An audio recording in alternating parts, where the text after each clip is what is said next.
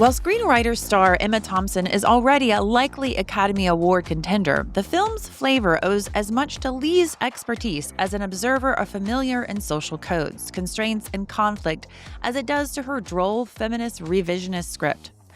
Where the film really scores, though, is in a broad, self-mocking, satirical energy, pleasingly at odds with both the politeness of older Austen adaptations and the sexed-up, patronizing updating of the BBC's recent Pride and Prejudice.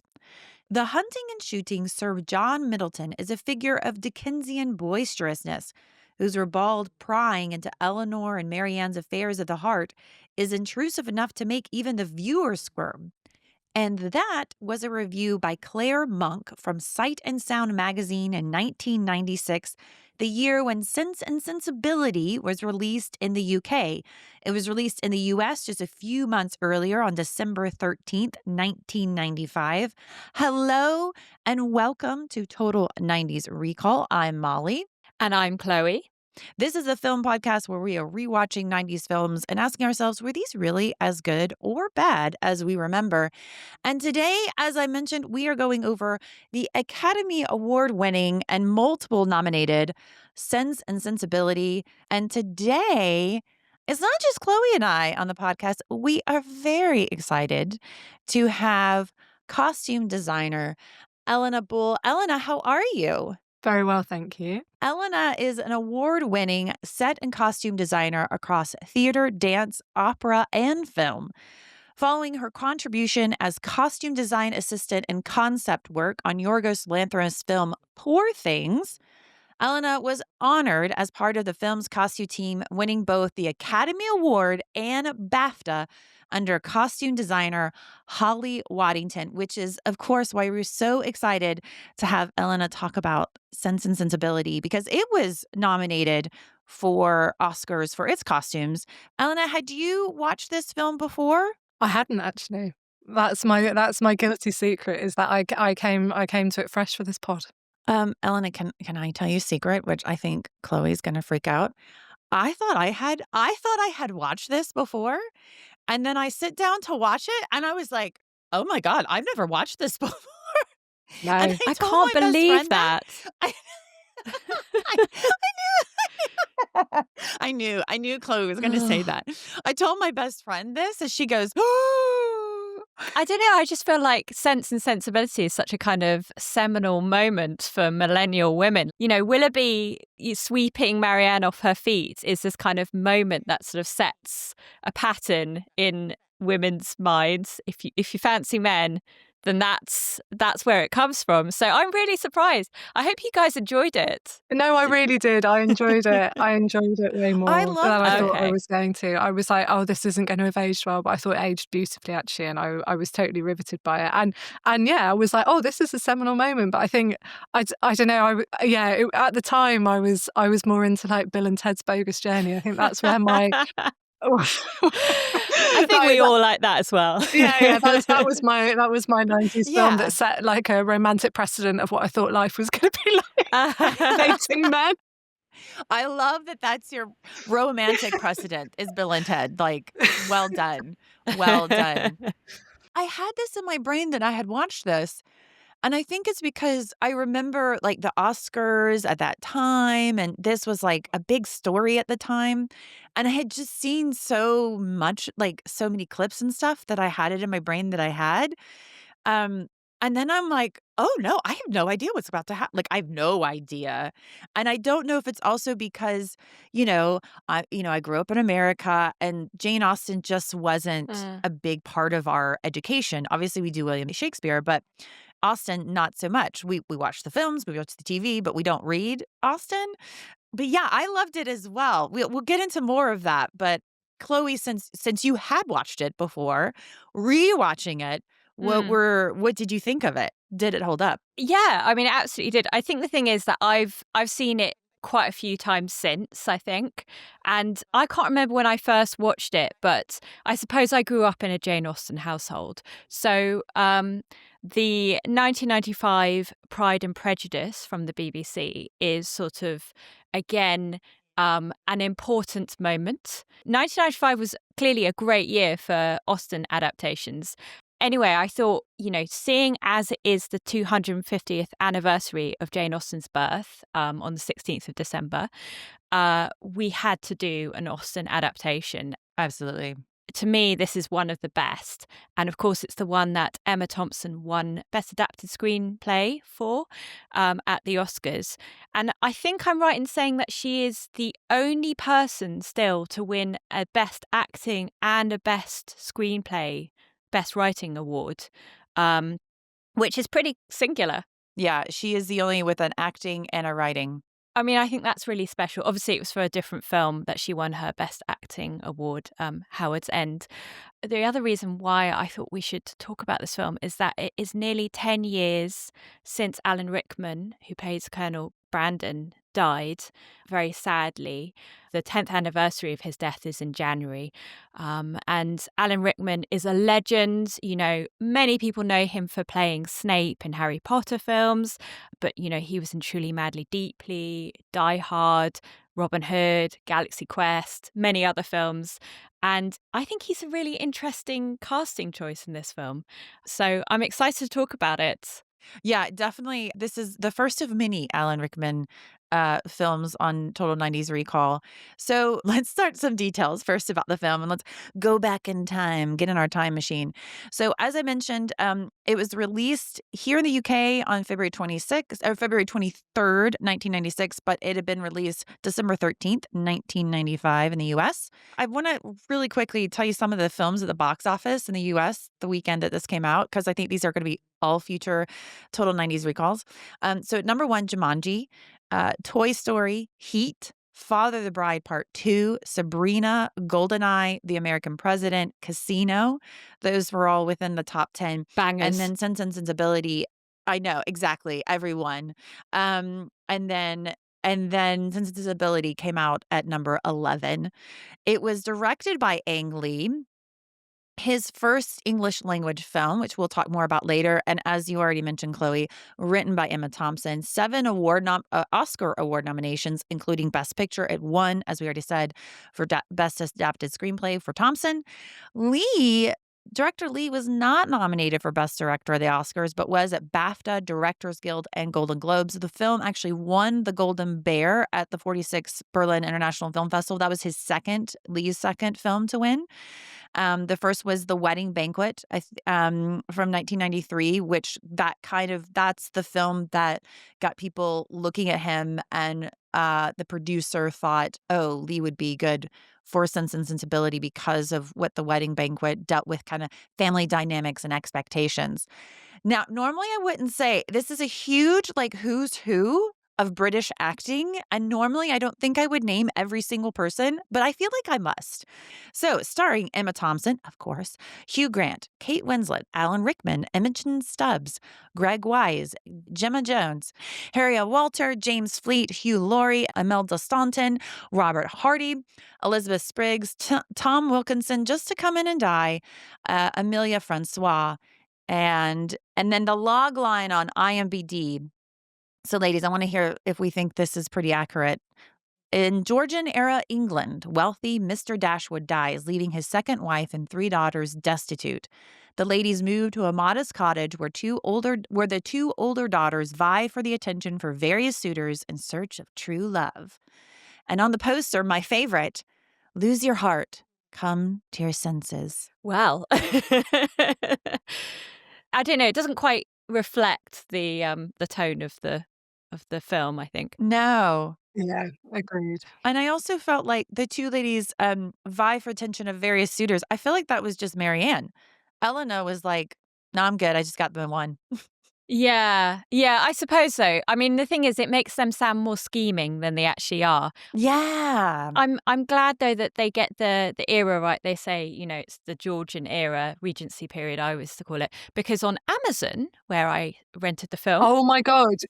Are you noting pre-Victorian? It said something like late 1800s on mine. Yeah. And I thought, no, Wild. late 1700s. But also pre-Victorian is not an era. I cannot stand it when people are like, oh yeah, pre-Victorian. It's like, oh, you mean the rest of all the millennia that came before? Like, It's terrible. Yes. Rome was pre-Victorian. Yeah, just pre-Victorian, guys. It's like, what, Tudor? What? Like, it's ridiculous. But yeah, it's on the cusp, isn't it? It's sort of between Georgian and Regency. So we're like just going into the Regency period, basically. Yeah, I think the novel was first composed in the 1790s and then actually published in 1811. And then I think I'm right in saying that the Emma Thompson chose to set the film in 1800. So I'm sure you can probably tell us about the changing fashions from that through those 20 years. One thing to just sort of mention is that the costumes, the designers, Jenny Beavan and John Bright, who had worked on many films together, lots of Merchant Ivory films, they were both Oscar and BAFTA nominated for their work. I wonder if, Eleanor, you could sort of give us a sort of brief idea of how does one go about creating designs for a period film? Yeah, of course. It's interesting actually because we did collaborate a little bit with John Bright on Poor Things as well. He helped us with some of the costumes, and John Bright is this amazing character in the costume world, in that he has a costume house called Cosprop, which specializes in exceptionally period accurate costumes that various films can go and hire from him. There's actually a brilliant exhibition on at the Fashion and Textiles Museum at the moment celebrating I think it's 60 years of Cosprop and John Bright's work with Cosprop. So I'd really recommend, if anyone's interested in seeing some of they might even have some of the costumes in there. But he's just sort of incomparable in terms of his ability to achieve historical accuracy. And I mean, Jenny Beavan, like, she's a queen. Like, there's no one better. Like, I think she's just such a creative powerhouse. And when you look at, even her recent credits, it's just a list of films that have exceptional costume design. So, it's no wonder that the costumes for this film, I think, really stand up. Like, I think it has aged brilliantly because they made a decision to stick to the rules, basically. And I think that's the first thing that I would talk about, is if you're doing it's if you're doing any film, but I think it's really under the microscope when you're doing period films, because there's an expectation from the audience of how the costume should look that's not necessarily accurate or particularly well informed, but there's an expectation there nonetheless. And as a designer, you have to tread a really careful line between whether your characters like how your costumes are serving character versus how your costumes are serving period, location, time of day, weather, like all of those things, all of the important context that costumes are also serving. And with period films, there's this extra layer of pressure in a way, because people go to see period films, especially stuff set in the Regency period, the Georgian period, the Tudor, like all of that. They expect the costumes to look beautiful.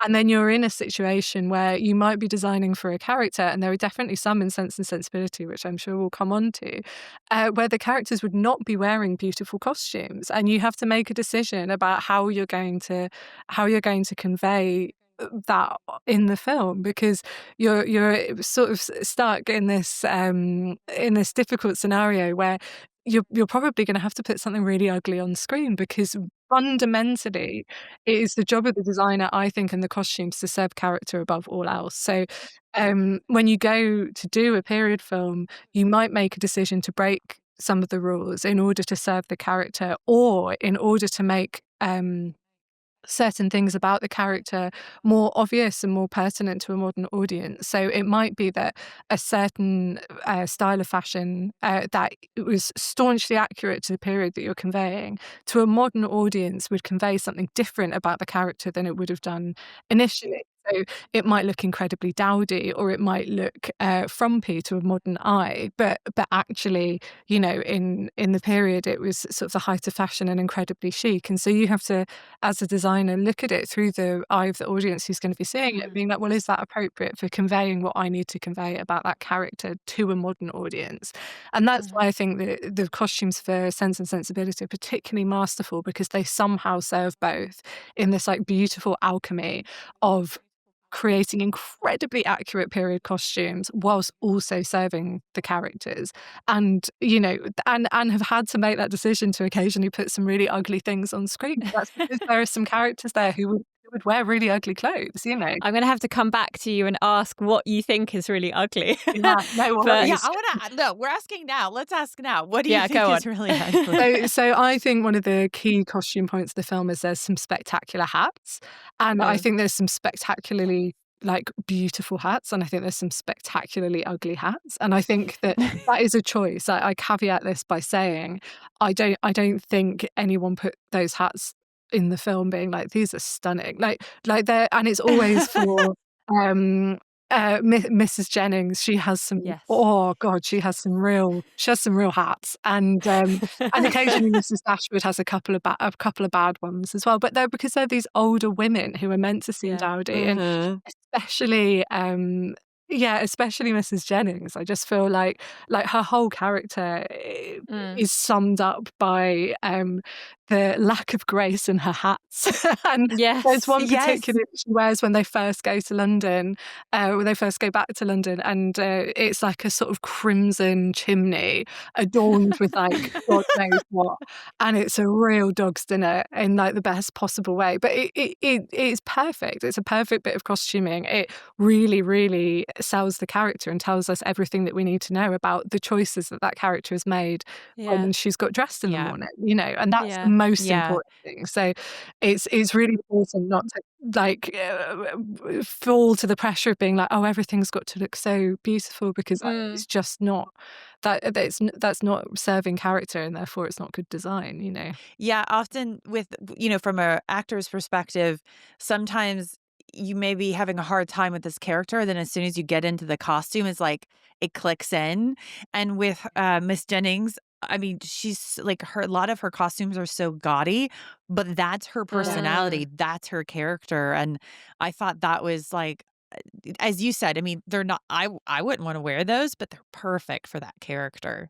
There's definitely a lot of sense of story being served by the costumes. I just wonder, Eleanor, can you tell us a little bit about, is there a research process? Is that something you just already know about, or where do you go to? Are you going to museums? What are you looking at? Definitely. So I think it's important to say that one of the joys of the job is that every job is different, and so every new job you come to, you become an expert in something new, which is one of the joys of doing what we do. I think it would be unfair to expect someone to come straight to a job and be like, no, I'm already an expert in ancient Egypt. Like, it could be anything. It could be one thing or another. But it's one of the things that really attracted me to the job is being able to do really, really in-depth research and really being a nerd about it. And first-hand resources are the best things to use. So it can be Pinterest can be a horrible trap that's now full of AI and is serving everyone the same references, and it can be very hard to trace source material and stuff like that. So it's really important, going to libraries, going to the British Library, going to the V&A where they've got actual, they've got actual examples of real costumes from that period, being able to look at fabrics in real life and feel them and understand a bit more about them. But also things like caricatures and paintings from the time are always really informative, and it might be that you spot a little detail in a background of a painting that someone's wearing that you go, wait, what is that, and why would they be wearing that? And that can take you down a whole different path. That's of course not to say that we don't use the internet, of course we do, but it's really now more than ever incredibly important to be getting really reliable sources, like primary sources if you can. So and it's a joy becoming an expert, because you have to, even if you're making a decision not to follow all of the rules and to break some of the rules, you have to know the rules before you break them. You can't go into a historical film and being like, well, we're not going for period accuracy. It's like that doesn't matter at that point. You have to know what it would look like if you were going for period accuracy in order to decisions in order to break it. So I think, like, I was thinking about obviously with Poor Things we took all sorts of liberties with things, but I was thinking about other films that tread that that line in a slightly more subtle way. And I actually think Greta Gerwig's Little Women, which was designed by Jacqueline Durran, who's also brilliant. If you look back at that film, the costumes are just, they're so stunning. And it's because to an untrained eye, they might seem pretty period accurate, but then when you look closer, there's like loads of stuff from the 1970s thrown in. And it serves character before it serves period. And you mentioned what attracted you to the job is the research. How does one get into costume design? If somebody's like, oh, that I want to do. Well, there are plenty of good degrees out there, especially in the UK. I think we have a lot of good training that's really accessible. For me, and this isn't the only path to it, back when I was like 14, I was watching a DVD extra, because that was back in the day of DVD extras, and it does make me a bit sad that that's not a thing anymore. Like it would just roll on after the things, and you can like, oh, I can, And they were interviewing the costume designer. I can't remember what it was for. And I just like remember stopping my tracks and being like, hang on, what? And it was this time at school where they're putting all that pressure on you to, like, what do you want to be? What do you want to be? Like, decide now. And luckily for me, I found it at just the right time. And I thought, oh my God, this is a job that combines, my interest in psychology, my interest in history, my interest in analysing texts and poetry in English, my interest in drama, my interest in clothes, my interest in art and textiles, my interest in history. And it seemed to be this like magical job that existed that combined all of those things. So from that point, I was, and perhaps to my detriment, quite but like single-minded. I was like, this is what I want to do. So I will go and do an art foundation first. And then I did a 3-year degree at Arts University Bournemouth in costume with performance design. And although I'd been very certain that I wanted to work as a costume designer in film, this sort of other avenue opened up to me, which was doing design for theatre. And what I understood more about the roles in theatre was that it's the same job. It's just that you start by designing very small productions, and you hopefully progress onto bigger productions. So you're always doing the creative role. Your productions are getting bigger. It led me to do a brilliant master's, which was one of the best decisions I ever made, at Bristol Old Vic Theatre School, and came out as a set and costume designer for theatre. And that has been my main track. And I was very lucky to get involved with the wonderful designer Holly Waddington on Poor Things.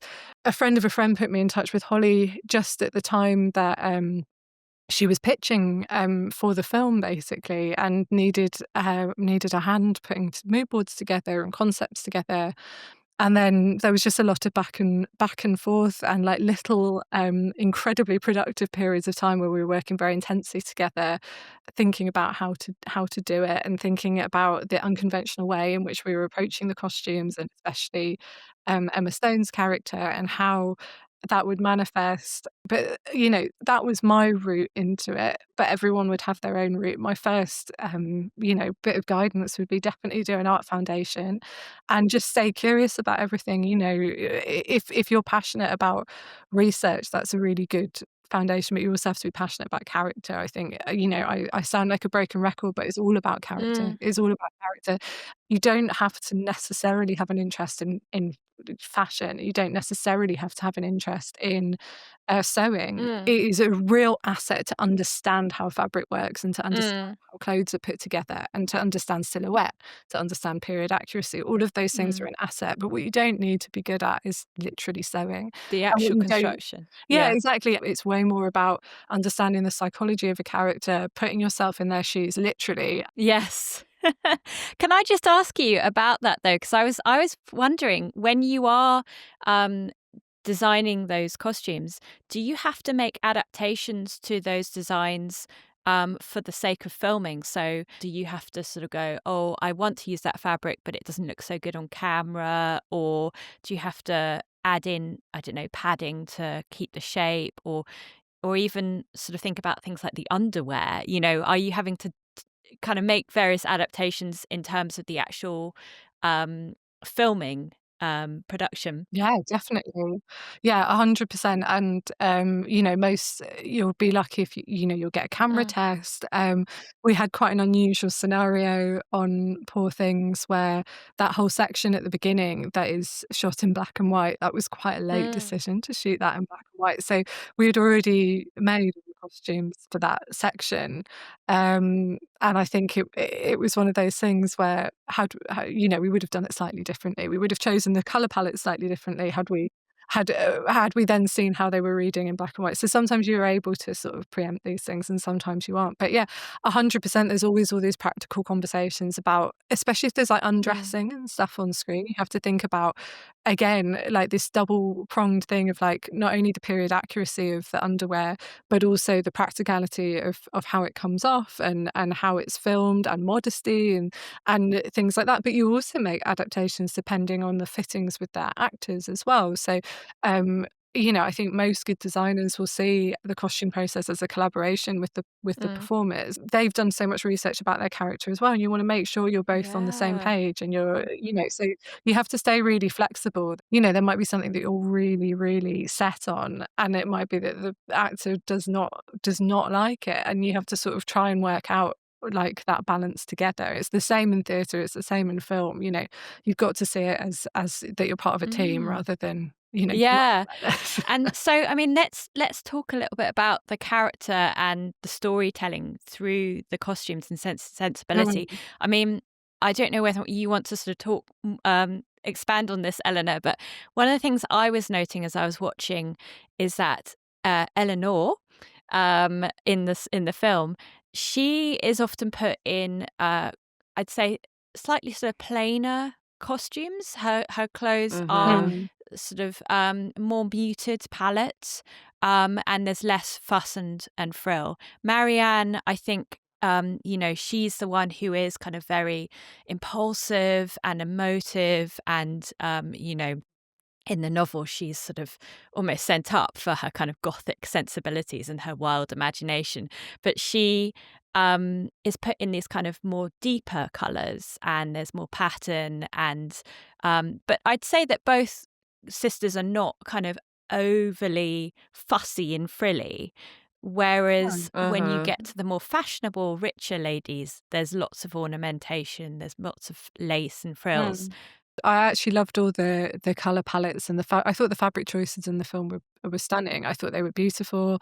I loved the patterns that were used on the two sisters. I thought it was really great. And all of those things that you've just spoken about with Eleanor's character, like, it tells us so much. It tells us the sacrifices that she's had to make as the eldest. It tells us the fact that she's had to step into this sort of like house managerial role instead of chasing sort of frippery and romance. This sort of like practical nature that she's had to through necessity. Yeah, she has an apron, doesn't she? Yeah, exactly. She's got an apron. She's got a couple of aprons, but I also think you're dealing with these incredibly beautiful women, like, as well. And I think there's been some really careful color choices as to how to make us fall in love with them. I think you'll see, as well as Kate Winslet often being in deeper colors. She's sometimes in this like incredible sea foamy color that just like matches her eyes so beautifully. And actually Emma Thompson as well is often put in these sort of pale blues that just make her eyes sing. And it's as much as we've just spoken about it serving character, sometimes you have to get the performer in the room and be like, oh, this is what is gonna like absolutely sell it. And I think it's important for us to fall in love with those women in the film. And I think the beauty of their muted costumes actually really helps us do it. Whereas the bolder ones are often quite grotesque. Like, one of my favourite costumes in the film is one that Fanny's wearing. Lovely. Like, it's quite late in the film. It's when she's trying to coax out like the name of the green dress. Yes. Oh my god, yeah, she looks like a cobra. She looks like it's like this acrid green, and then she's got like these red trims like here and here, and then this little like lacy cap that genuinely makes her look like a snake that's ready to kind of like pounce, and it's just perfect. She also looks like a playing card, like, you know, if it were like Jack, Queen, King, Snake, that's what I feel like a snake on a play. So true.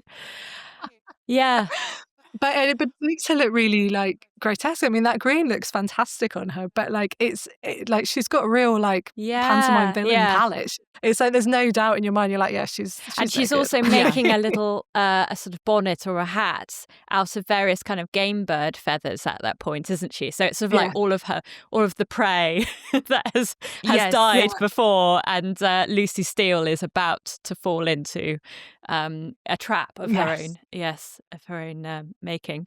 I mean, I also think like there's a lot that's indicated about class in this film, and you know, I think at the moment where in that sort of really heartbreaking scene where Marianne sort of finds Willoughby after a long time at the ball, and she's sort of like, Willoughby, will you not shake my hand? Good God! And there's a real comparison made between Willoughby's new fiancée, Miss Grey, who's got this wonderful sort of tiara, kind of all those little she's got like some jewels around headband and very elegant. And you can just hear over the soundtrack Miss Grey and some of the others of Willoughby's party kind of whispering and going, oh, look at them in their country styles. And so the two sisters are explicitly compared in terms of their lack of sophistication. And yeah, there's a real kind of sense of the women who are richer. They can have the fashionable details, the ostrich feathers and turbans and things. I also loved Lucy Steele's, I think it's called a Spencer jacket. She's got this amazing Spencer jacket, has a sort of decorative cutout hem, and I think it's made out of velvet or something, but it's got tassels. And it has the little tassels on the end. Amazing. Yeah. And she also has this amazing, like, square-shaped bonnet, which is not something that I've seen before, but felt like, you know, I'm sure there is a historical example of it. I'm sure that's why it's there. But it did really feel like it could have also been straight out of Four Weddings and a Funeral. This, like, little box hat. Like, I loved that. It felt like a beautiful, like, Georgian 90s synthesis there. What I also liked about Fanny is in the first scene, the way her hair is, like, twirled, for lack of, I'm like, she reminded me of a spider. I was like, oh, she's not good. This one is not good. Yeah, the sisters have got kind of slightly looser curls, haven't they? I mean, at one point you actually see Eleanor in bed and she's got little rag rolls. Rag rolls in. And so I love that kind of behind the scenes aspect that you see her in. But whereas Fanny has got very kind of tightly laid curls that look like they've taken a long time, and presumably a servant has spent ages doing them. It's not something that she's done DIY, you know, overnight like Eleanor does. At the beginning, they're in mourning, and obviously there's quite strict codes about mourning dress. But the sisters they presumably don't have enough dark clothes to wear every day, so they've got just a shawl or a black ribbon. And apparently, I was looking this up, and Fanny has got the full costume because she's presumably wealthy enough to get a proper mourning dress made. But it's a very ostentatious dress, isn't it? I mean, it's got a lot of detailing to it, a lot of lace and metallic details and so on. That will have been a decision that I'm sure the design team will have thought about, will have like, how interesting is it going to be for them to be all in black? You know, like how long do we want to, like whether it's historically accurate or not, how interesting is it for us to be watching a film where they're basically, you know, if we were following the fashion, like the sartorial rules or whatever, they would have been in mourning for the whole film. And you know, so to being able to find a route to justify that and go, well, actually, you know, they're a modest family, they don't have very much money, would they have had proper mourning attire? Like that works as like a beautifully in conjunction as like a justification for what probably was a more successful design decision as well. Yeah, and I suppose it also allows us to see the difference colour coding between the sisters from the off. And I really love that opening scene where we first meet Marianne and Eleanor, and Eleanor's asking her to please, Marianne, please play something a little different on the pianoforte, and Marianne then proceeds to play an even more sad and slow and mournful song, and Eleanor's going, no, I mean something less mournful. Mama's been crying since breakfast time. It's really lovely. Well, and I think that kind of goes to the writing, to Emma Thompson's writing, right? If we want to move on to that, is there anything else about the costumes? Yeah, I just want to say one thing, which is about the men. Yes, we can't overlook the men. I'm in love with Willoughby. I know he's bad, but I love he's got this amazing sort of flapping back cloak or coat. And he's also got that claret jacket as well, which is just something when he appears, and he's got them little sharp sideburns, and he's got a claret jacket, which is like at that point the most like wild colour that we've seen in that context. It's like we've seen Fanny's costumes and all of that, but in that little cottage we've only seen these very muted like palette, and then he just arrives in this incredibly ostentatious coat, and it's like, of course everyone's bowled off their feet. Like, what a jacket. Yes. Well, and Colonel Brandon, very, very muted as well as his costume. So then when Willoughby shows up, you're like, okay, hello. Yeah. He does have a rather rakish hat, though, at one point when they're cutting the reeds. But I mean, I think, well, I'll talk about it later, but Brandon has a sartorial moment, which I think is pretty memorable as well. But Willoughby for the most part is the one, with his riding boots, his breeches, his sort of very loose knotted cravats, and that coat. It's just like, whoa, yes, no wonder Marianne is absolutely not just Marianne, a puddle. Everybody, the mother is like, everybody is. Well, Eleanor's a little bit more, Eleanor but she's kind of like sense. Yeah, she's sensible, right? She's like, no, see what you see in him. Like, not for me, but I see why you like him. And then, the mom and the sister are like, yes, please. Although I love getting to the end so quickly, but I love later the mom's like, I knew the whole time there was something about him I didn't like. Of course, moms always do that, right? Like, I knew there was something. Yeah. But that's just like the great writing of Emma Thompson too, which I found was really interesting. This was something, when Emma Thompson was talking about the writing, she's like, a lot of this humor is like credited to Austen. She was actually a very funny writer, which she was. But what I love about this film, and I think it's a very British humor because it's very subtle. Like, the humor is very subtle, but I think it's so funny. Like, when Willoughby shows up and she's Marianne's like all, she's wet and she's cold, and Eleanor's like, you need to, you should get cleaned up, and she's like, oh, why should I care about this? And she's like, well, you're gonna have a big red nose. And she's like, okay, let's do that immediately. It's just how that it's very good, isn't it? So good. There's lots of little, the scene where each of the respective women has exited the landing to go to their rooms and like howl crying. And Emma Thompson's just standing there like rolling her eyes, drinking a tea and being like, oh God, she just plonks herself down on the steps and is like, well, I'll have my tea then. Like, it sounds so modern. Yes. Yeah. She's really economical, isn't she? Yes. To your point, Molly, about the kind of the humour, I think expressions and sort of pointed glances do a lot of storytelling in the film, and take a lot of the humour as well.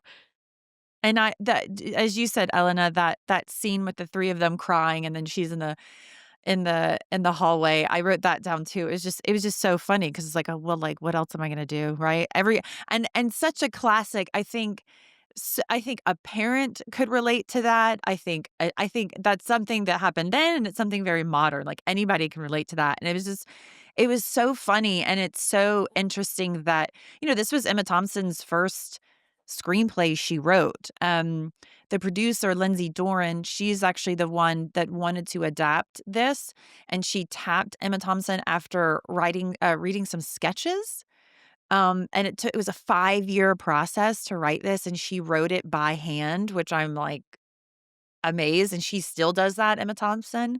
At one point, apparently, there was a computer version, typed up version, and apparently, do you know the story? Yeah, go ahead, say it.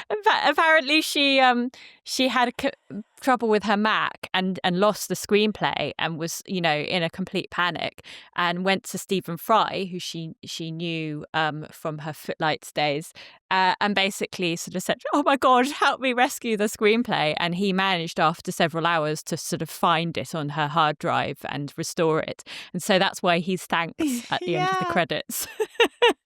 Without Stephen Fry, we would not have Sense and Sensibility. I love Stephen Fry just showing up like in the background and saving the day. That just he's our own Colonel Brandon, I guess. I don't know. I thought this script, I mean, it's unsurprising why it won, right? And why it was nominated. So Chloe, you've read the book. Yeah. When you're comparing the book and the film, this was a hard book, I would imagine, to adapt. Yeah, it is really interesting how Emma Thompson has taken the book. It starts off with a very long sort of discourse about inheritance, and this is dealt with very deftly with a couple of scenes at the beginning. There's an entire chapter, second chapter, is about Fanny and John Dashwood sort of discussing how much money they're going to, let the sisters have. And this is cut down to a very kind of economical scene with Fanny and John discussing it from her dressing room to, the carriage to their sort of inn stopover. And it's done in a very kind of lightly comical way.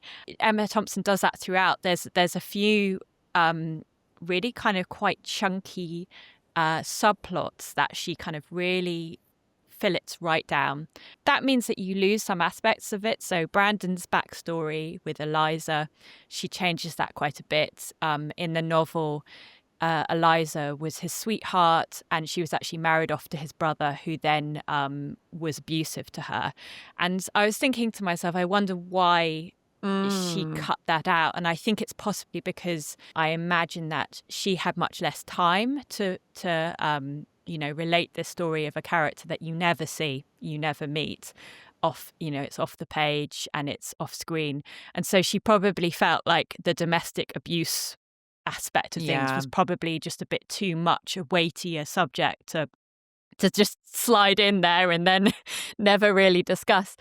It is quite key in the novel because a bad match is the undoing of a woman, and it can lead to, in Eliza's case, her death.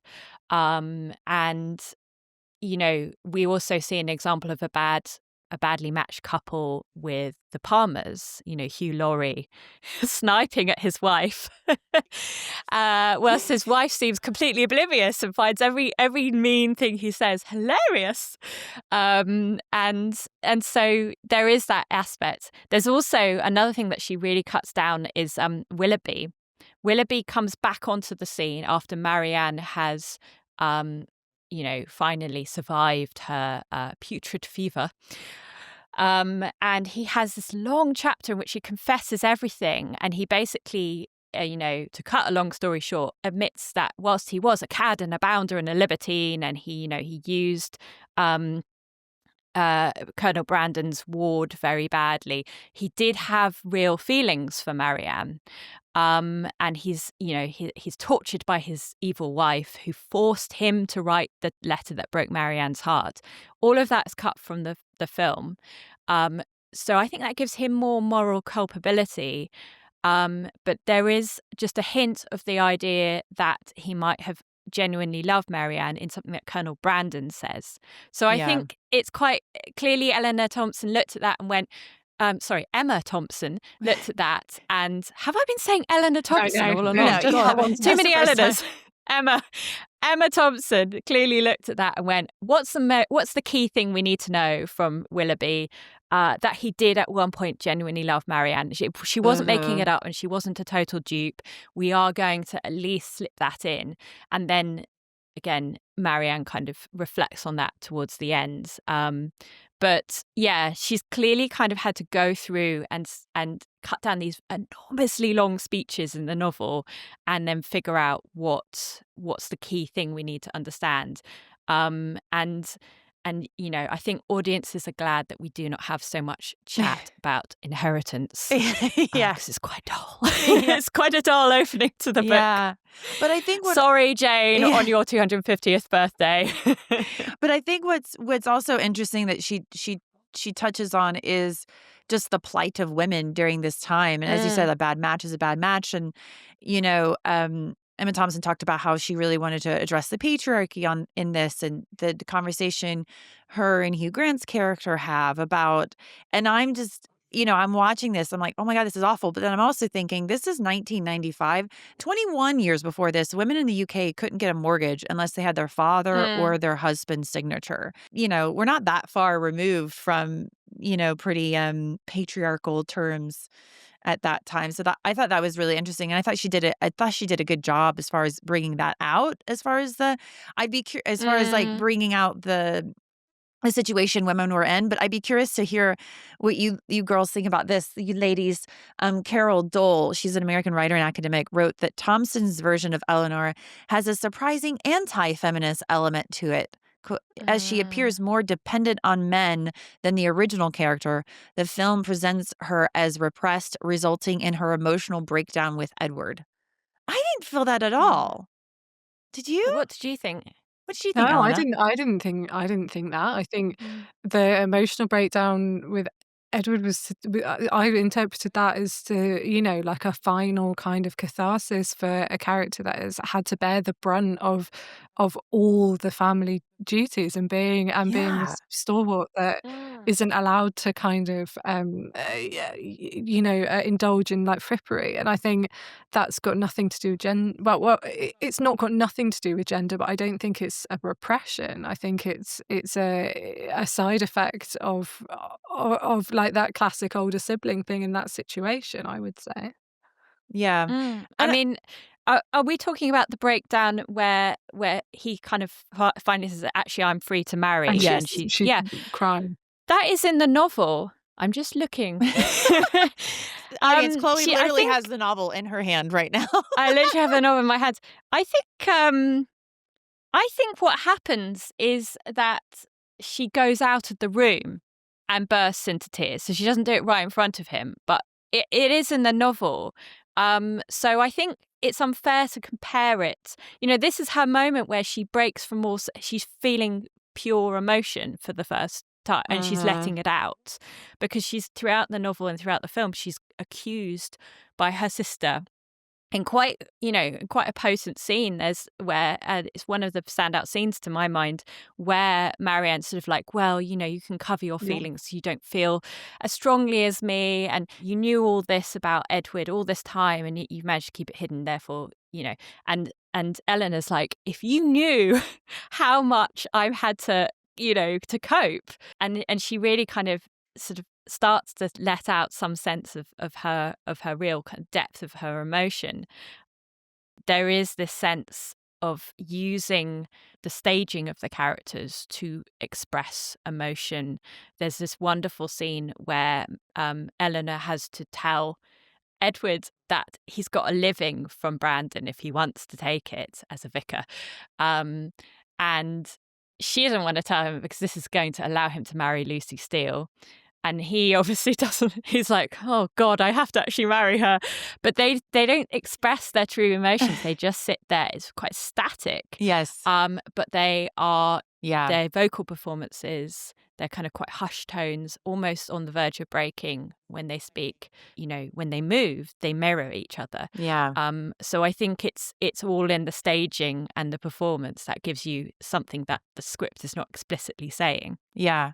But yeah, I'm not sure I agree that it's and to be fair unfeminist. to that writer, you know, she reads Austen, she's a critique on Austen, and she's comparing like the book and the film. And I know we're doing a little bit of that, but I do think it's kind of unfair because those are different mediums, you know, and it's really easy to be like, oh, the book is better or this or that. But these are like different mediums. And when I'm coming to this fresh, having never read the book, I think this is a quietly very feminist film of showing like this is what women had to go through. This is, women talking about their experiences. And if anything, I'm like, yes, this is why we need jobs. We can't depend on men. Like, Yeah. and can I just also say, because I hadn't seen this, I thought this entire time Lucy Steele was lying. I was like, she's lying. Like, she's not really engaged to him. And it's like, that's going to be the Yeah. big reveal. And then obviously it ended up not. Like, I thought she was just trying to pry on his family and just wanted one of the brothers. Mm. Didn't matter which one. That's what I thought was going to happen, but obviously it didn't. That's it. I think Emma Thompson's script has got to be commended in every way. I just think it makes it so accessible to people that wouldn't normally be interested or Yeah. would feel a barrier about Jane Austen, about period dramas, about any or all of those, because it felt the dialogue felt modern, and I think that is such an amazing achievement to have that without it Mm. feeling like a break from tradition or for it to feel like it didn't fit. I thought the screenplay felt incredibly relatable. I think it took the audience's hand and said, like, this is how we're doing it. This is where we're going. And I think it's a really masterful piece of work, because I think there are Mm. so many period dramas out there that you get 10 minutes in and you're like, oh, what are they saying? Yeah. Like, and Yeah. and you get so wound up by all the, like, all those bits where they're not speaking their feelings and it's all shrouded in extra words and extra styling. And like you said, this script was so economical and everything was done with subtlety and with how the characters were spaced with one another and with little eye rolls and with very subtle little things that felt really modern but didn't feel like a departure from the spirit of the book. That's how I felt anyway. Mm. One last sort of difference from the book that I think is quite key is I think I'm right in saying that Edward doesn't actually ever make an attempt to tell Eleanor about his engagement in the novel. So when Lucy Mm. Steele reveals it to her, as in the film, she's like, "What? This is the first I'm hearing of this." And she's like in the film, she's like, "Sorry, there must be some mistake. We don't." Not the same Edward Ferrars. Yeah. Unfortunately, it is the same Edward Ferrars, as evidenced by the fact that Lucy Steele has the same handkerchief with his Mhm. initials embroidered on it.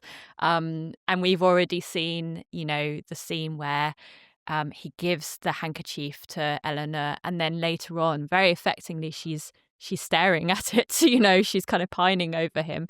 But in the film, he does make this rather comical attempt to tell her, and she thinks he's going to propose Yeah. in the stables, and she sort of says, there's something I've been meaning to tell you, and she's like, oh, and then he's like, I must tell you about my Schooling. education.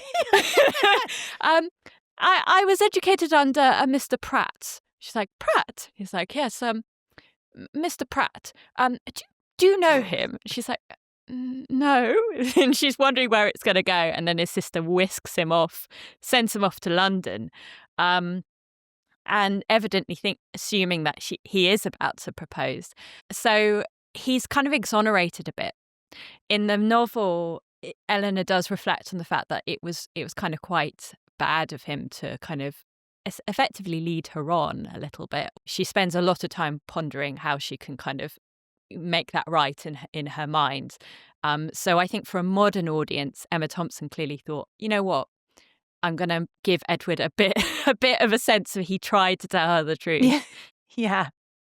I think also something that makes this really successful not only is obviously the screenwriting, but the director, Ang Lee. This was his first English language film, and there were actually 15 directors, I think, that were considered.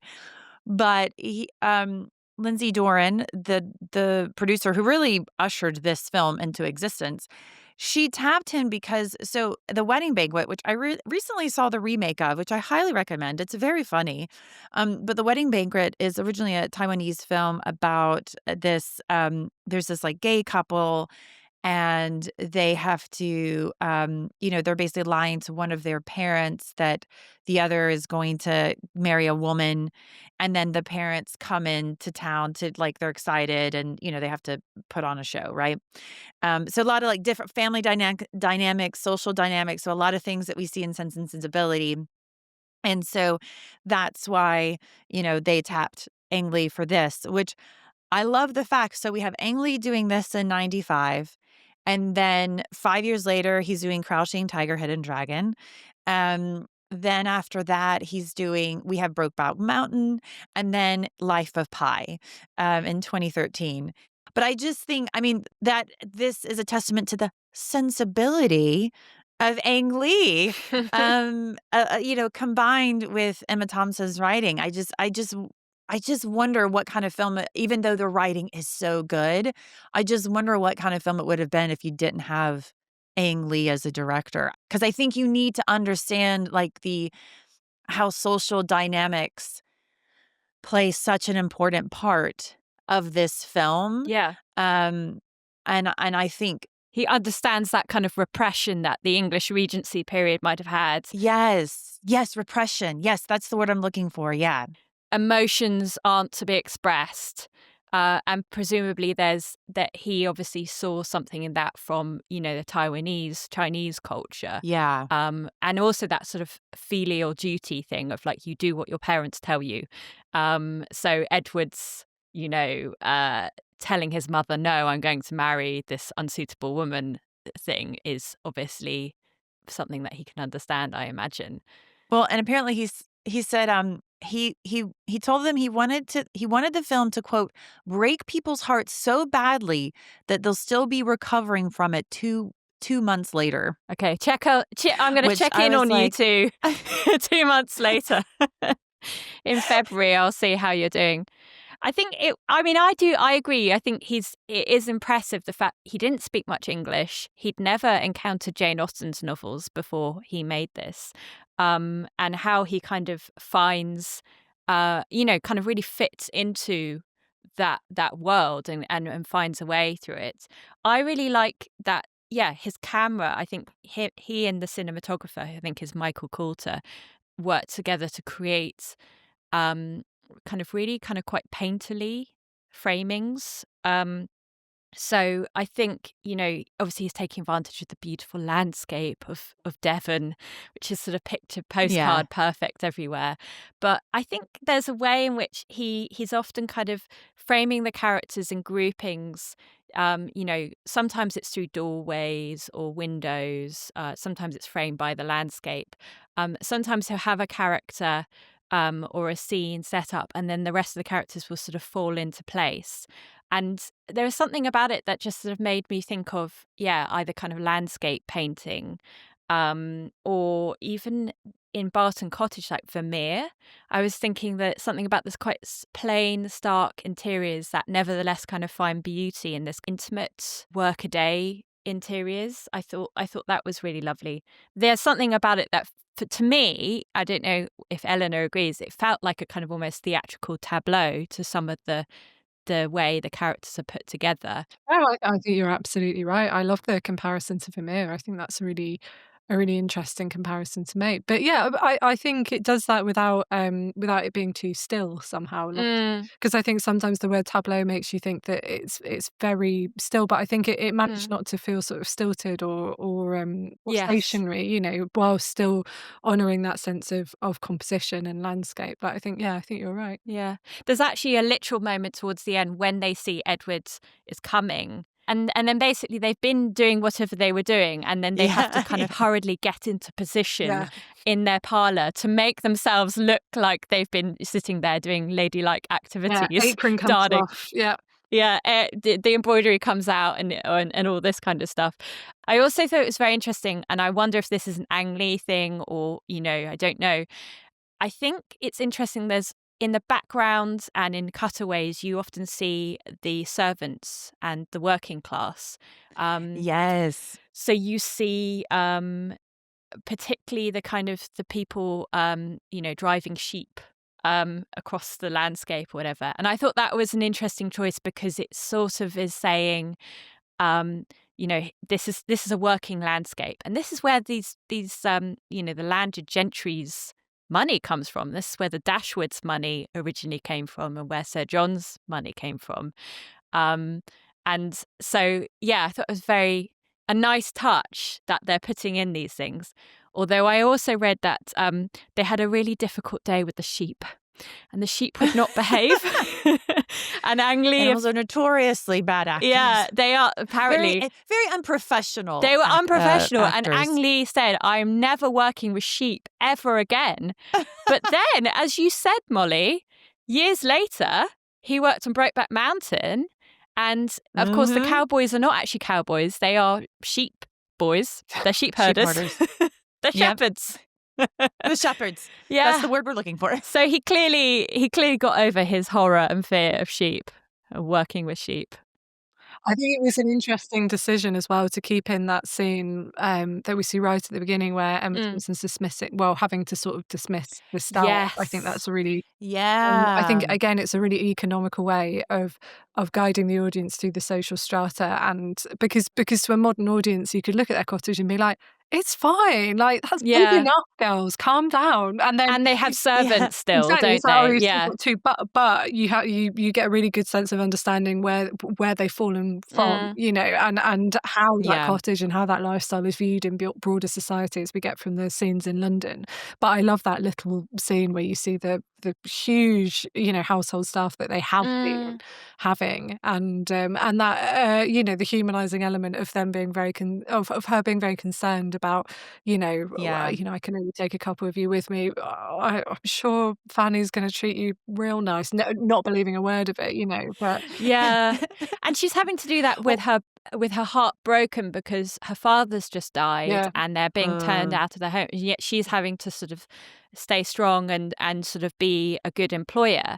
And I think that's a really interesting thing about the landed gentry, that their homes are places of employment. Something I also noted, like the insight into the downstairs, as they say, because when Marianne is writing Willoughby in London, you see the valet or the head guy, you know, butler, he comes out in the middle of the night, his wig is like off kilter, and he's like so annoyed. Yeah. And I love that they showed him not like, yes, ma'am, what can I do for you? You know, it's like, I'm really annoyed by, does this have to be in the middle of the night? You know, so I thought those were nice little social insight, which Ang Lee said, about halfway through the script, it started to make sense why they chose me.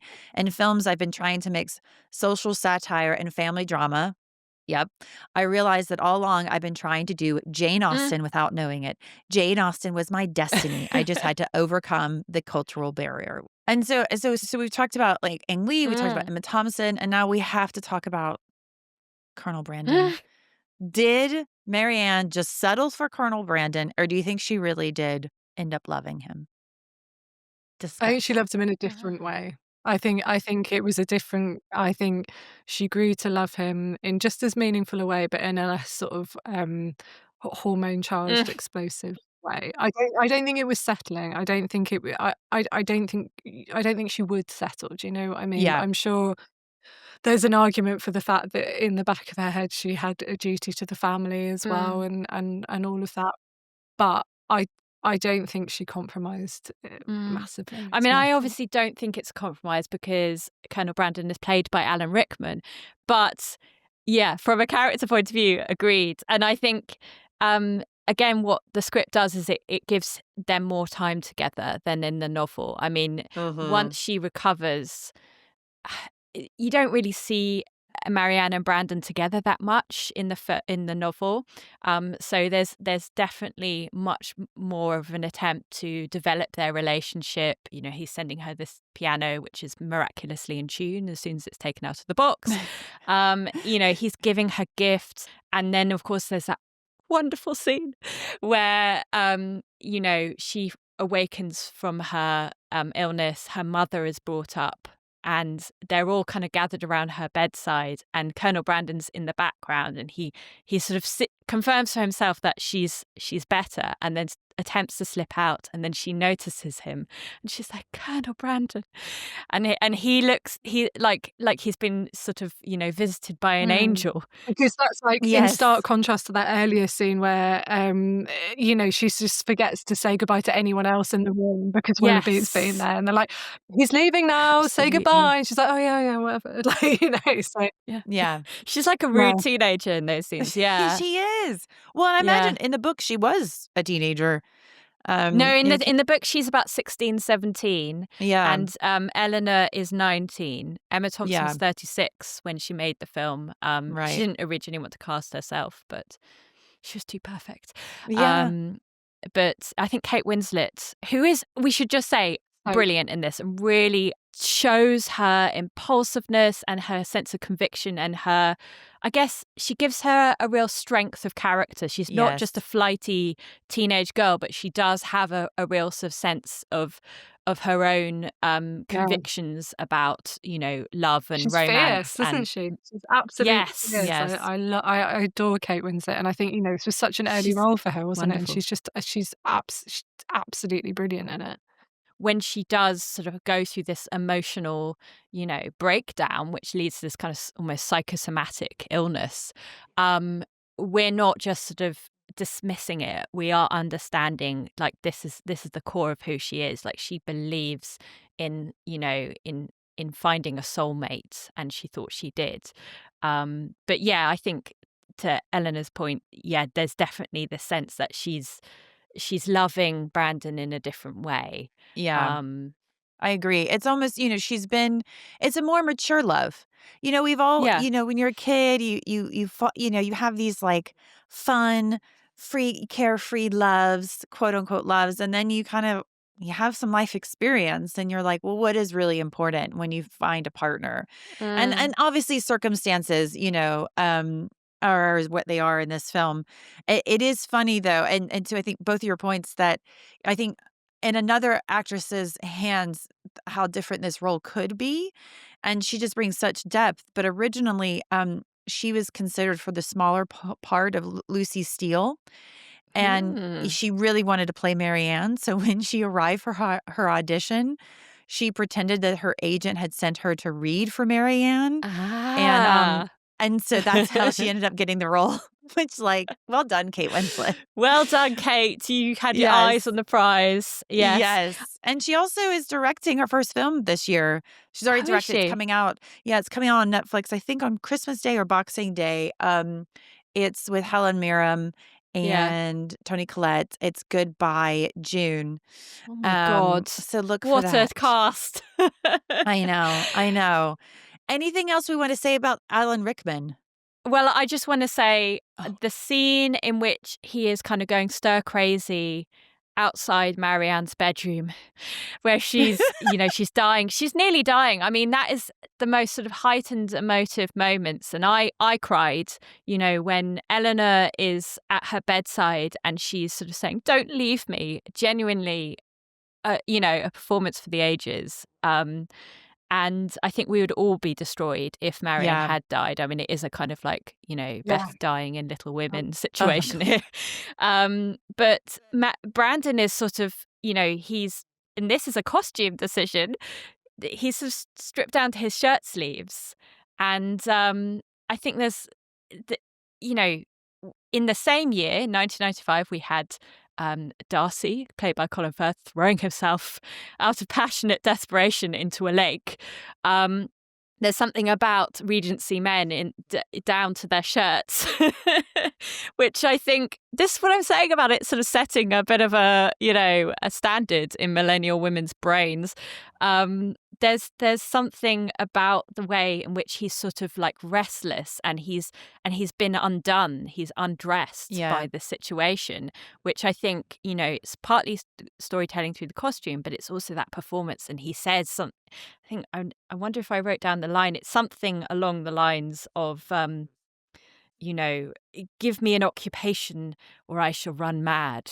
And it's like deeply romantic, isn't it? It is, he really nails that. Otherwise I think it would have been quite an odd casting choice. Yeah. Do you agree? I think, well, the thing is with Alan Rickman, I don't know if it's because it's Alan Rickman. It's hard to say if I would have felt this way like in 1995.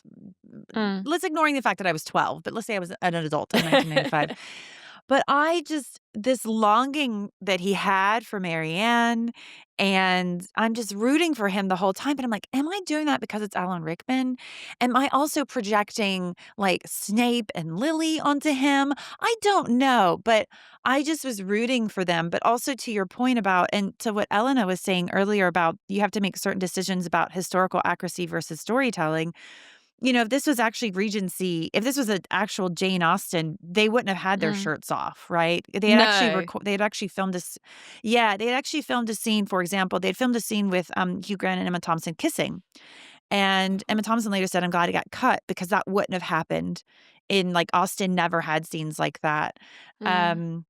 But yeah, I think Alan Rickman he just I don't know what it is about him, but I don't know if it's because I just love Alan Rickman or but maybe that doesn't matter. He's just so successful with this role and the longingness, and I think everybody really does a good job again with the writing. When Elena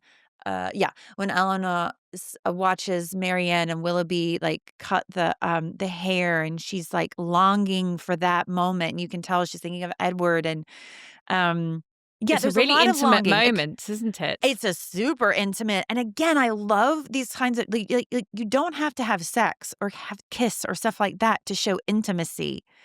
Well, I was gonna say just on the Alan Rickman casting, like, I just think, he's perfect. I think he's perfect casting for this particular adaptation for the reasons that we were just speaking about previously, and that I think it's important for the audience not to feel like Yeah. it's a compromise, actually. I think if it had been like, we need to see an older actor who is still desirable and is still, like, so that we're believing, Marianne's character journey and understanding that like, no, like this is still a realistically good prospect for her. Like this isn't her like going out with like this like old balding Yeah. like fusty guy. Like I think that it was a clever decision to cast someone like Alan Rickman in there who is visibly a bit older than Willoughby, but is still Yes. like a heartthrob in his own right. And I think that that's actually a really important thing so that you don't feel like she's compromised and you don't feel like at the end she hasn't got her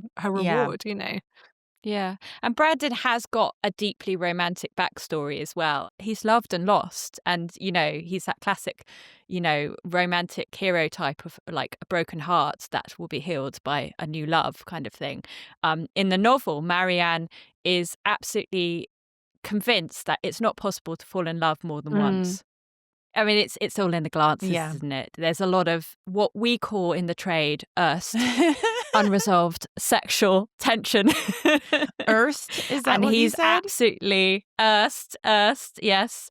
And he is absolutely kind of captivated by her from the first moment he sees her. I mean, So she's Kate Winslet. would that we all could have that. I mean, Also, the cards are stacked against him because even if he'd been like the most handsome young thing in the world, I think the fact that he was already kind of in this like awful contrived blind date scenario basically that had been orchestrated by the Yes. the Jenningses, right? yeah. Yeah. Sir John and Mrs. Jennings, Yeah. they're all like, kiss. Yeah, they're like, hey, there's this guy. He's coming over. This is going to be great. And it's like, oh no, this has never ended well for anyone. I know. They're like, he's The single interfering. and you're too single, so one of you should get with him. Yeah, Yeah. it's never going to go well. One of the things that we often do on Total 90s Recall is we talk about what's aged badly or well. Uh-huh.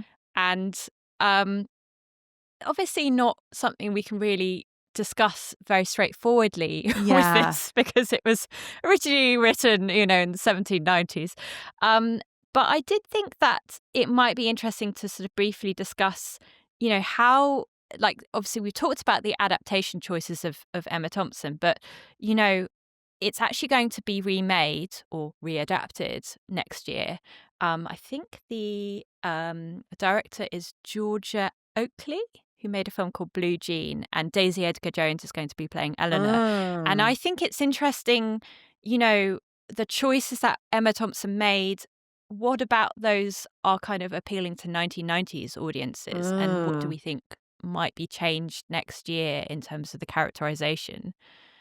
Well, I've got I mean, I've got some beef with the wigs, hair and makeup in this particular adaptation. In Sense and Sensibility? So oh, really? When I say I've got beef with it, what I mean is I think they've aged badly. And I think what often happens with period films, from a costume perspective and from a wig perspective, sometimes from a set design perspective, but principally from those two perspectives, is it's impossible to get away from the lens in which you're viewing the costume. A bit like we spoke about earlier, sometimes you're leaning into that consciously and saying, well, I need this to be palatable to a current audience.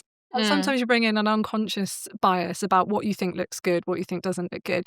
And it's so easy, and I think people have gotten better at this, but it's so easy to look back at older adaptations of any films. Like, even if it's something, fairly flighty, like if you look at Mary Poppins, you're like, are you kidding that this is meant to be Victorian? Like, so like 60s, 70s, 1960s yeah, look. exactly. Yeah. And that happens all the time. And you can go and that's why I think it's actually incredible that the costumes haven't aged, because I was expecting to watch this film and be like, oh, it's so 90s. But actually, I think the historical accuracy of the costumes was so good at the time that there were very few moments that I was like, oh, little 90s touch. I would say the prevalence of the colour lilac felt quite 90s. Like, that was a big colour in that era, and there's a lot of it in the film. And so, like, that was it. But I think because the costumes were so historically accurate, I think the wigs, hair and makeup has gone the other way and is decided that it might have been a conscious decision, but the that department has gone, this is the thing that's going to need to ground these characters to a more audience. And is Hugh Grant even a heartthrob if he doesn't have like floppy 90s hair? You know what I mean? And like there's all of these things, and like the sort of glassiness of the curls and stuff, all of that felt quite 90s to me. And like, oh, really? I think their hair hasn't aged particularly well, is what I would say. But that's not a criticism. That's me saying that I think that was helping at the time for a modern audience to kind of buy it and be like, oh yeah, no, he is hot. Because actually, if it'd been really like historically accurate, that might not have landed with a modern audience. That's often the case with wigs, hair, and makeup. Like, even if it's just like a couple of side partings thrown in, or like, there's always something that you're like, oh yeah, because that was big at the time that the film was made. So that's the thing that I think has aged not as well. Well, that was something I was going to ask. The chop on Willoughby, is that Regency, or is that, you think, 90s? No, I think that's pretty accurate. Okay. I think it's more looking at the sort of like tousled-ness of some of the hair. I mean, like, they haven't diverged from historical accuracy completely. There's just a real 90s bent to it. I think it really shows. But at least they don't have, I don't know, visible lip liner or anything. Oh no. And there are adaptations, aren't there, of historical novels where you're like, okay. Do you think there's anything that kind of makes it feel particularly 90s, Molly, or something that is very... So I'm not going to count it against it, but for me, it's the hair and makeup. And I can't think of the tussle of Hugh Grant. Like, that's me, that's it, because I think it's so hard for me with period pieces. What about you, Chloe? I mean, for me, I was thinking more about the characterization choices. So we've already talked about it, so I won't go into it too much, but they have obviously gone, will a modern female audience, or modern audience generally, look at the male characters of Austen and find something to love in there from the novel? And so I think it's interesting that they make the male characters, the love interests, all three of them, Brandon, Edward and Willoughby, nice to children. You can see them as kind of involved fathers, and Mr. Palmer, however, is holding his baby at kind of like arm's length. Yeah. That's his own child, and that's from the novel as well. He's sort of not that into babies.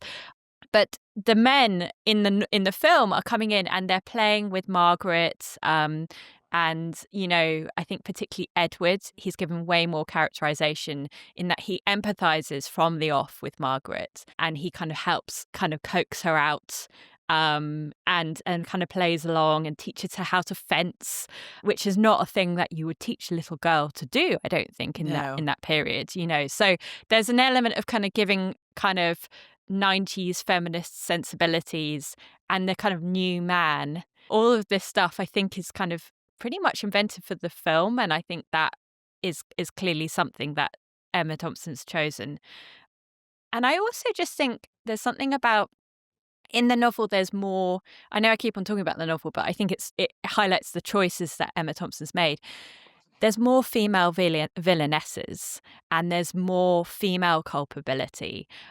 So I mentioned before that Miss Grey, when she is engaged to Willoughby, she finds out about his attachment, so to speak, to Marianne, and she's the one that composes the letter that breaks Marianne's heart, and he has to write it out. And so she's like really scheming. She's mean. She's cruel, and that's taken out almost entirely, I think, from the film. She just makes a sort of snotty comment about them at the ball. Yeah, which will be interesting in the this new adaptation. If they have more time. I mean, this film was like 2 hours. Yeah, because I think maybe what Emma Thompson decided to do is essentially kind of go, let's have the men own their choices a bit more, and have them less manipulated by these female villains. I wonder whether or not in 2026, this new version, this complete supposition in the next year's version, are they going to try and make more of the fact that in the novel, Eleanor's a really talented artist, and would they try to give them some sort of even more sense of independence from a 21st century point of view? Yeah, that'd be interesting. Chloe or Elena, do you have any awards you would give this film? I've already mentioned my bad hat award. Please say it. The ugliest hat award, with the caveat that I think it's a delightfully ugly hat, and correctly so for the character. But the spectacularly ugly hat worn by Mrs Jennings on her return to London. The sort of maroon chimney. It's like over the top. It's grotesque. It's stylistically tone deaf, just like the character. And I think it's but it's real bad. Do you have a best outfit? Oh, yes, I do. Thank you for asking me. I'd completely forgotten to mention it. I adored, I mentioned Harriet Walter's sort of Cobra outfit, but I also adored, and we get it only so briefly, but Emma Thompson's riding habit. She has this amazing, this is before they've moved and downgraded, and her and Hugh Grant are going to visit the treehouse, I think. And she has this like absolutely fantastic, almost like admiral's hat on, and it's really interesting because in this period of fashion, lots of naval influences were sort of slowly trickling in, especially as you get into Regency proper, and it's influenced by the Napoleonic Wars, and you get a lot of brocade and gold buttons and stuff like that. But like, I love this little nod to that, sort of foreshadowing that movement in fashion. These naval influences coming in. But I think it's just a fabulous hat, and her fringe is doing something mad with it, and it just looks really cool in it. And I just think it's a really, like, I just think the millinery in the film is stunning. There's some beautiful hats. There's like a gorgeous like straw bonnet right at the end of the film as well that I think Kate Winslet is wearing, and it's molded out of this single bit of straw. And it's got this beautiful bit of detailing just around her face, and it's like, it's meant to be a modest item, and it is, but you can see how beautifully it's been designed. It's been made. And I love Emma Thompson's riding habit. I think it's a real crime we don't see a bit more of that hat, that big sort of admiral riding hat. I love it. I think it looks great. She had to leave it at Norlands. Yeah, exactly. Clearly. But no, that wouldn't fit in the carriage. It's between that and Harriet Walter's snake costume for Fanny in that scene that those are my two faves, I think.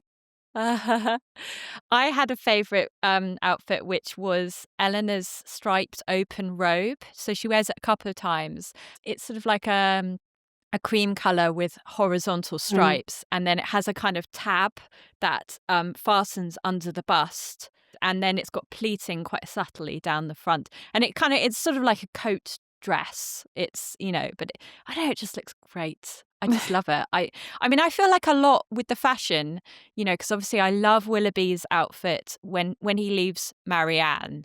I mean, he looks devastatingly handsome in that, that kind of loosely knotted cravat, and his cloak. The cloak. It's all about the cloak. But there's something about the Regency fashion. I feel like we should be bringing it back. Yes, like particularly for men. I think I want to see men in breeches and riding boots again. I'm just saying that. I'm going to manifest that for 2026. Like, bring it back to fashion. I feel like Bridgerton's trying to make that happen. Yeah. I got an award. My award is probably the biggest hair bonnet. I go to the mum. Oh my God, it's huge, isn't it? It's huge, and it keeps getting bigger and Yeah. bigger, I feel like, throughout the film. It looks So, like that big hat in that painting, that Arnold Feeney wedding, whatever. You know, that giant. Yeah. Oh, yeah. It's really bringing like it's got like Jamiroquai vibes, like full on. Like, Yes. but you're right, it gets bigger and bigger and bigger, and by that end, like it's absolutely this huge big black hat. Yeah. And Yeah. you barely can see anything else on the screen. Yeah. And then actually my next award is for most surprising. Towards the end of the film, I got to give it to Mr. Palmer, aka Hugh Laurie. Like, he was such like a jerk throughout the film. I felt, you know, like didn't care, like he was annoyed by his wife, blah blah blah. He only cares about politics, da da da da. But then towards the end, he's actually he's quite sweet to Elena, and he's like, you know, I'm really sorry this happened, and he really tries to help, and he's like, you know, he's really actually tender. And I was like, okay, Mr. Palmer, well done. Okay, maybe you're not such an asshole. So my award for most surprising is to Mr. Palmer, Mr. Hugh Laurie. Anyone else? Well, I'll give Alan Rickman most erotic moment. Yes. Where he says, give me an occupation, Miss Dashwood, or else I shall run mad. I'm not going to try and do an impression of him, but just, you know, look that up or watch the film because his voice is amazing. I also will give him, because it's Alan Rickman, the bitchiest line. I had to kind of weigh it up because there's a brilliant line from Lucy Steele where she says, perhaps, Marianne, you think young men never honour their engagements, little or great, which is adapted from the novel. And it's basically a really nasty little spiteful line because Marianne has just been dumped by Willoughby. And Marianne doesn't notice, which is quite funny. But I think probably it's Brandon where he says, to your sister, I wish all imaginable happiness. To Willoughby, may he endeavour to deserve her. And that is, and he realizes how bitchy it is because he goes, forgive me, and then goes. Oh, love it. Okay, so as we're coming towards the end, Elena, is there if somebody likes this film, whether it's an actor, maybe it's the costumes, I don't know, the vibe, are there any recommendations you would have to what to watch next?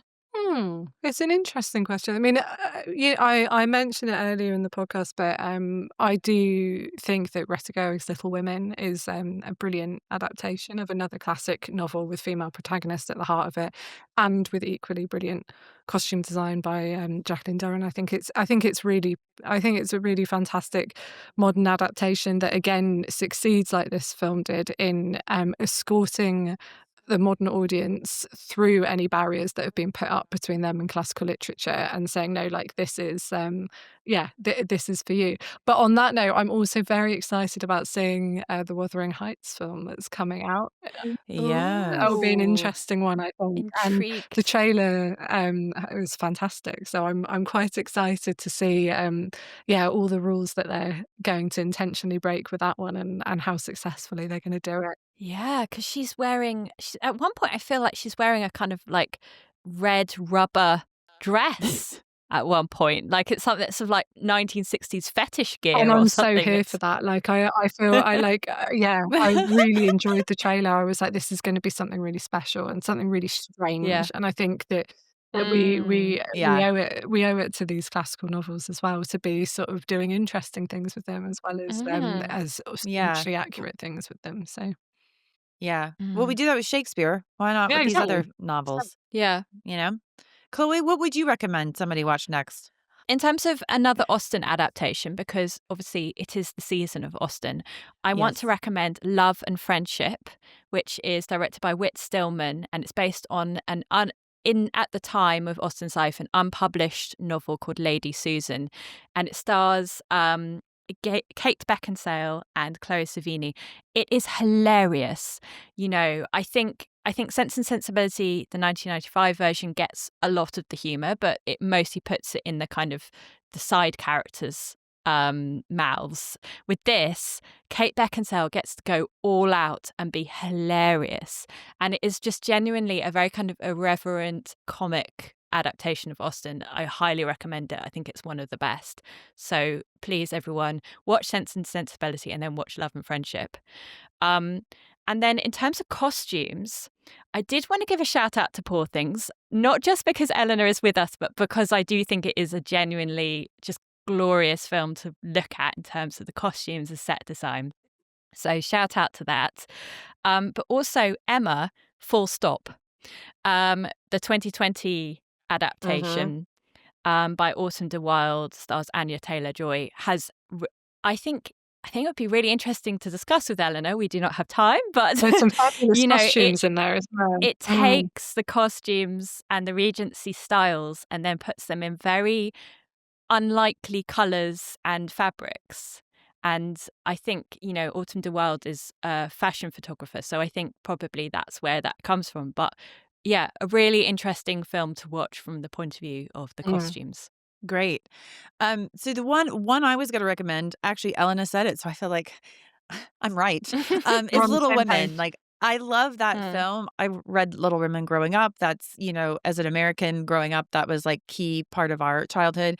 And I thought Greta's interpretation and adaptation of that was amazing. What she added as far as characters to that film was amazing and layered some of those characters. And to your point, the costumes are great. I mean, it's just a beautiful film.